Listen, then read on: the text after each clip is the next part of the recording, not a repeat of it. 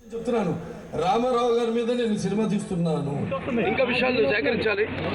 కొన్ని మా బంధువులు ఇంకా తరవాళ్ళు ఉన్నారు కొంతమంది. ఇంకా అలాగే పిక్చర్ స్టార్ట్ చేస్తాం త్వరలో. నేనే డౌట్ అంటే ఉన్నాయి 3 స్టేజ్లు, మరి ఎవరెవరు చూద్దాం.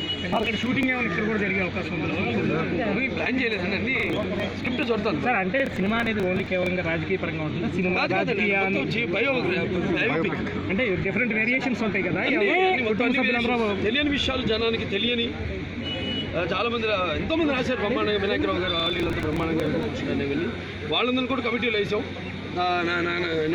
లక్ష్మీనారాయణ గారు వైఎస్సీ చేశాను, ఆమె ఆయన పెద్దలందరూ వాళ్ళు ఎవరెవరైతే సున్నితంగా ఉన్నారు ఆయనతో. అలాగే మా కొమ్మినేని వెంకటేశ్వరరావు. ఇంకా ఎన్నో విషయాలు. రైట్, ఎన్టీఆర్ గురించి సినిమా రాబోతోంది అని చెప్పేసి బాలకృష్ణ అనౌన్స్ చేశారు.